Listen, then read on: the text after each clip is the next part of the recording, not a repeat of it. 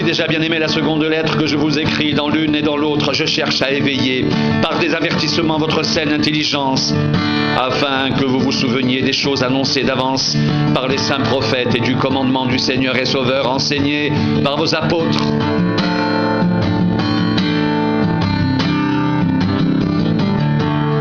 Sachez avant tout cela, que dans les derniers jours, il viendra des moqueurs avec leurs railleries et marchant selon leur propre convoitise. Ils disent, où est la promesse de son avènement, car depuis que les pères sont morts, tout demeure comme dès le commencement de la création.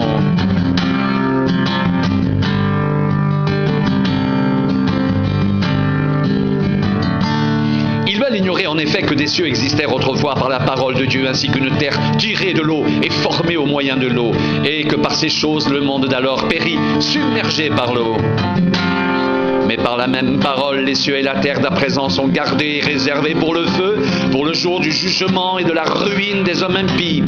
Mais il y a une chose, bien-aimée, que vous ne devez pas ignorer, c'est que devant le Seigneur, un jour est comme 1000 ans, et 1000 ans sont comme un jour.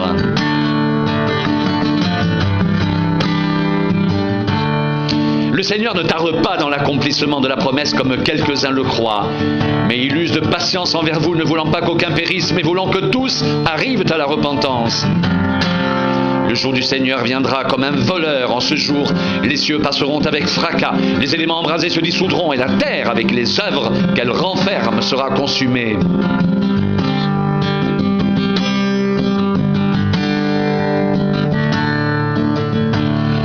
Puisque tout cela est en voie de dissolution, combien votre conduite et votre piété doivent être saintes.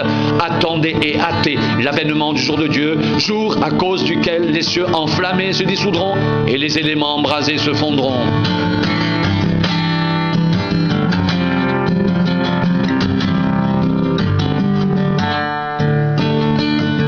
Mais nous attendons, selon sa promesse, de nouveaux cieux et une nouvelle terre où la justice habitera. C'est pourquoi, bien-aimés, en attendant ces choses, appliquez-vous à être trouvés par lui, sans tache et irréprochable dans la paix. Croyez que la patience de notre Seigneur est votre salut, comme notre bien-aimé frère Paul vous l'a aussi écrit, selon la sagesse qui lui a été donnée.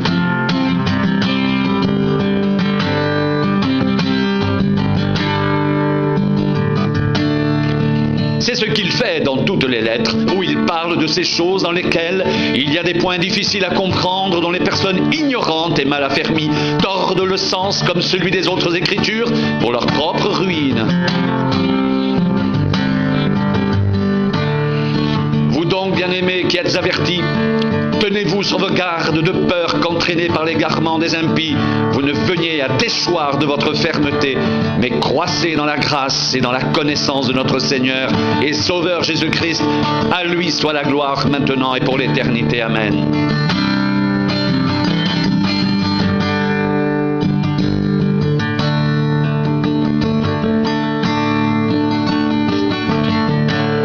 Le Seigneur ne tarde pas dans l'accomplissement de la promesse, comme quelques-uns le croient, mais il use de patience envers vous, ne voulant pas qu'aucun périsse, mais voulant que tous arrivent à la repentance. Le jour du Seigneur viendra comme un voleur. En ce jour, les cieux passeront avec fracas, les éléments embrasés se dissoudront, et la terre, avec les œuvres qu'elle renferme, sera consumée.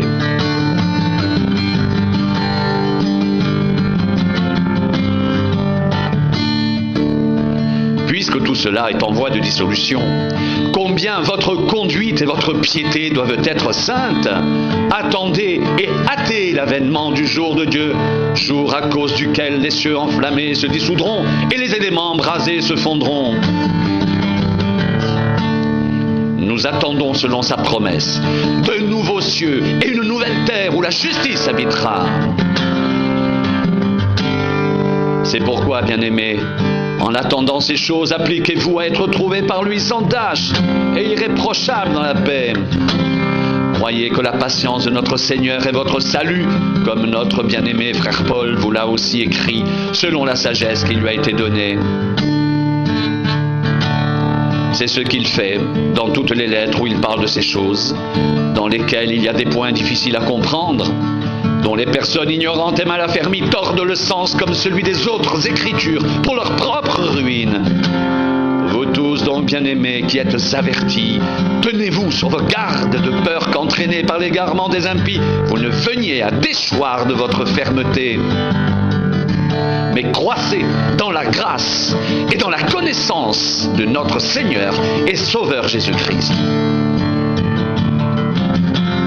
À lui soit la gloire maintenant et pour l'éternité. Amen.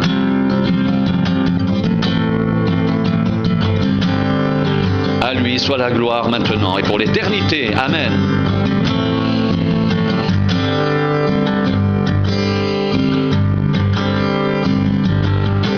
Puisque tout cela est en voie de dissolution, combien votre conduite et votre piété doivent être saintes. Attendez et hâtez l'avènement du jour de Dieu, jour à cause duquel les cieux enflammés se dissoudront et les éléments embrasés se fondront. Mais nous attendons selon sa promesse de nouveaux cieux et une nouvelle terre où la justice habitera. C'est pourquoi, bien-aimés, en attendant ces choses, appliquez-vous à être trouvés par lui sans tache et irréprochables dans la paix. Croyez que la patience de notre Seigneur est votre salut, comme notre bien-aimé frère Paul vous l'a aussi écrit selon la sagesse qui lui a été donnée.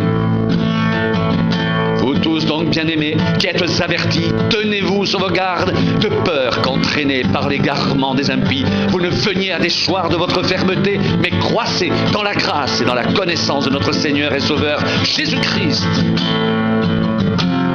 À lui soit la gloire, maintenant et pour l'éternité. À lui soit la gloire, maintenant et pour l'éternité. Amen. Amen.